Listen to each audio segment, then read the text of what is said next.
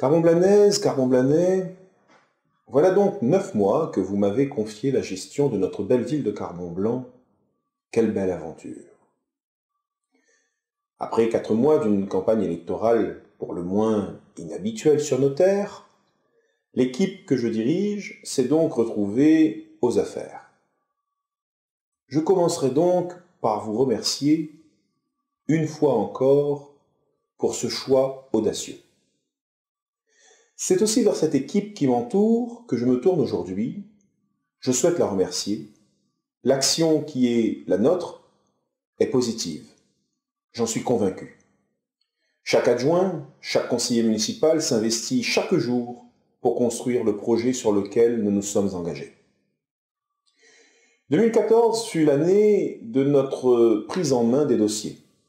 L'audit financier que j'ai commandé en début de mandat est sans appel.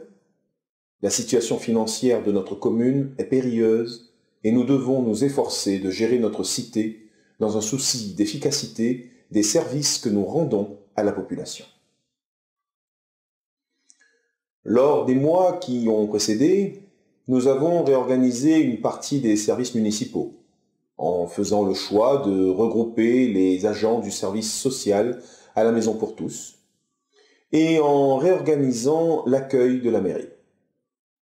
Nous avons revu notre politique d'achat public et renégocié certains contrats. Le dernier exemple en date étant le marché de la restauration scolaire. Cette dynamique porte ses fruits. Lors du conseil municipal du vote du budget 2015, j'aurai le plaisir d'annoncer une baisse de nos charges de fonctionnement. Mon seul regret sera de ne pas avoir pu contenir les charges de personnel dans le cadre fixé par l'audit financier. La précédente majorité avait sous-évalué ces charges, notamment l'impact des animateurs dans les nouveaux rythmes scolaires, et malgré notre intervention en fin d'année et notre capacité à maintenir un cadre de travail favorable aux agents concernés, il nous a été impossible d'inverser la tendance. Comme vous pouvez vous en douter, il est beaucoup plus compliqué d'agir sur l'humain qu'optimiser des processus d'achat. Pour ce qui est de notre action sur le terrain, elle n'est pas en reste. Une fête locale qui, malgré toutes les tentatives de sabordage, a bel et bien existé. Des manifestations municipales de qualité. Un mur du cimetière qui a fini par laisser une perspective sur un parking sous-utilisé. Je suis convaincu que les projets pharaoniques ne sont pas ceux que vous attendez. Nos habitants privilégient leur cadre de vie et ils ont raison. Vous l'aurez compris, notre changement de méthode commence à se voir. Et je vais vous faire un aveu. Nous avons bien l'intention de continuer. J'ai fixé comme feuille de route à Karine Longuève, notre nouvelle directrice générale des services, la nécessité impérieuse de maintenir le cap de la baisse de nos frais de fonctionnement en mettant l'accent sur les charges de personnel.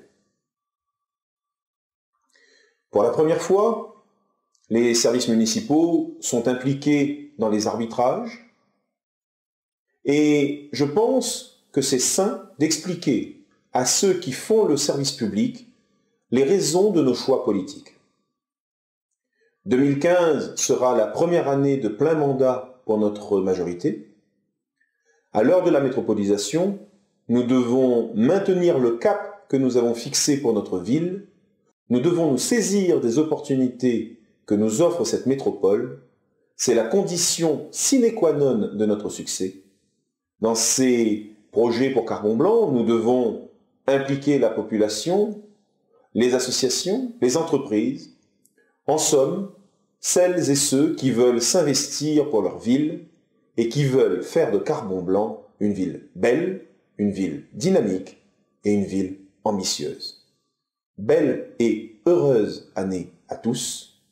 Vive Carbon-Blanc, vive la République, vive la France.